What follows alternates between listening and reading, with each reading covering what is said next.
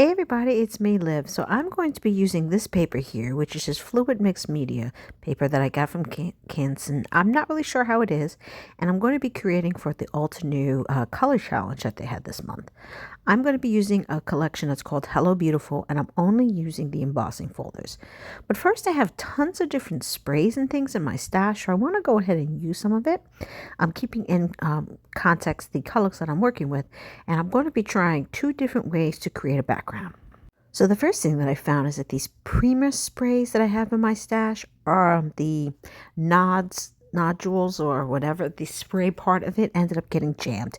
So they are not coming out the right way. They make very bright and crisp colors, but unfortunately it is not coming out exactly what I was anticipating. But that's okay. I'm going to keep on working with it. So I need to bring in a little bit more of that magenta color because I got a lot of pink and orange going on here. So what I'm going to do is go ahead and dry this off, add a little bit more of the magenta color that I'm looking for, and then we're going to be moving on to the next part of the project. Now, as you saw, I used a paper roll that I had to get some excessive amount of ink off, and now I'm going to actually put a little bit more spray so I can get that color where I want it to be. Now I'm going to just finish drying up this background here, spreading this paper and color out, and then I am going to move on, again, putting a little bit more pink because I feel I didn't have enough of the pink, a little bit of a yellow in there. I'm using a combination here, if you're wondering, added some Distress Oxide inks in there. Finally, I'm going to be moving on to my other background. Now, this one I also have a huge stash of brushos that I have, which is very much my Lindy's. I had initially gotten these, and I actually really do love these as well. I have no issue with them versus Lindy's. I think they, both create fantastic, gorgeous, bright backgrounds. Then I'm going in with some Lindy Gang's magenta spray. And I have to say, I much, much, much prefer this background to the other one. Look how bright these colors are. I just really love the way that it ended up coming out. So now that I have my two backgrounds, adding just a little bit more of that magenta in there from Lindy Gang's magenta spray, so I can get that color captured. And now I'm going to be moving on. So as I mentioned before, I am using that Hello Beautiful 3D embossing folder. Went ahead and put it through. I'm then going to take out some of my ink. I am going to go with this Archival Brilliance silver ink, and then I will go over it with some black. This is a great way to help your project stand out. You can use as much or as little color, and this really works very well with 3D embossings.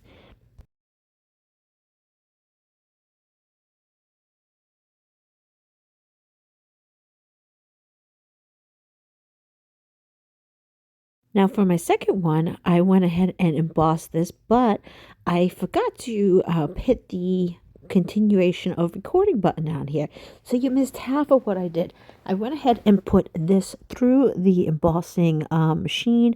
I have spellbinders, and then I actually took one of my aqua color inks and colored in most of the background. This was inspired by a recent video that I just saw over at Altenew, which I'll link below.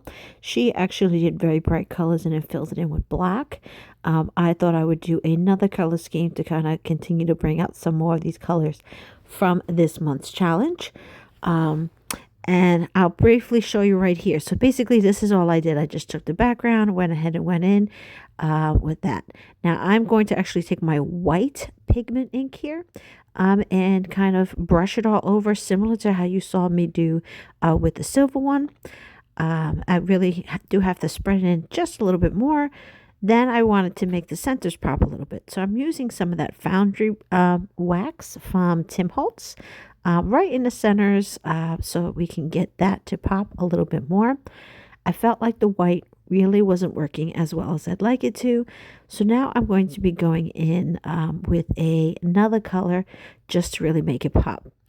But first I want to go back to my silver one because I wanted more black to be in there. So I'm doing a whole nother layer of like inking along with the black. I also felt like the white wasn't popping enough, so I'm going to go back in with just a little bit more white to get it.